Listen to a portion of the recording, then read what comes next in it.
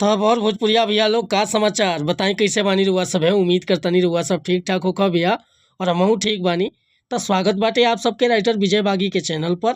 और आज उपस्थित बानी भैया रुआ सबके बीच में लेके एकदम ट्रेंडिंग भोजपुरी मैटर, एकदम नया गाना बा, नया धुन बा और जबरदस्त मैटर लिखले बानी। दिल से बताओ तनी भैया कि एकर नया म्यूजिक बनवा के अब बढ़िया से गायकी कर देते तो गाना 100% बच जाए भैया। तो चलिए देर ना करते हुए मैटर के शुरुआत कल जा कि कैसे गीत के गाओ के बा का एकर धुन कंपोज के लिए बनी।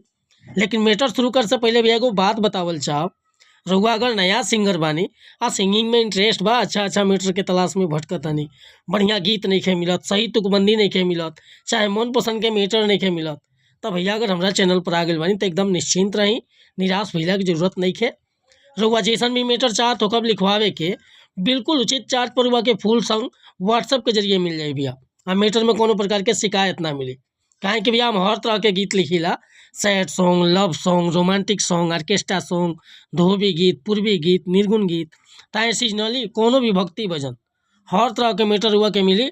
आ बिल्कुल उचित चार्ज पर गाना दिला भैया। मैटर में कोनो प्रकार के शिकायत ना, तुकबंदी कहीं खटकी ना, गाँव में रुआ कोनो परेशानी ना हुई। तो एक खतरा कॉल चाहे आपकी चैनल पर अगर पहली बार आए लोग हैं तो चैनल के सब्सक्राइब कर ली, बेल आइकन प्रेस कर ली। हर रोज रुआ के नया नया मैटर सुने के, देखे के और गावे के मिलत रही भैया। आज के मैटर देखिए कैसे गाओ के बटे। पहले मेल के पार्ट बा कि ताक दिले बारू तू जहिया से हंस के आ खुद के अब रोकल न बावे मोरा बस के। हे करे जा सुनो कि ताक दिले बारू तू जहिया से हंस के खुद के अब रोकल न बावे मोरा बस के। प्यार में तोहरा पागल भइल बा दिल ही दीवाना हो। लड़की के पार्ट बा कि भाई जान जाई तो कदी कचर के रदी के पाना हो। नहीं होश रही ये मजनू तोहर पाता ठिकाना हो। भाई जान जाई तो कदी कचर के रदी के पाना हो। आ नहीं होश रही ये मजनू तोहर पाता ठिकाना हो। तो भैया अगर हमसे गाँव में कोनो मिस्टेक भली तो क्षमा चाहता नहीं, काहे कि हम गीतकार हैं, सिंगर ना। रउआ एकरा के बखूबी बना के बढ़िया स्केल से गा सकता नहीं। अगर ये मैटर पसंद बा, फुल गीत लिखवावे के चाहता नहीं तो बेहिचक हमरा व्हाट्सअप नंबर पर संपर्क कर सकीले।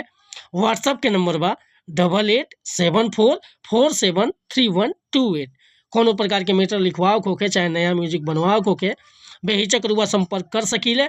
बिल्कुल उचित चार्ज पर म्यूजिक, बिल्कुल उचित चार्ज पर गाना मिल जाए भैया। मैटर पसंद आए तो लाइक करब, कमेंट करब। आ चैनल पर पहली बार आए लोग तो रिक्वेस्ट बा चैनल के सब्सक्राइब करके जाए। मिलता नहीं फिर से अगला वीडियो में कुछ नया गाना के साथ, तब तक अनुमति चाहता नहीं। नमस्कार, प्रणाम, धन्यवाद भैया।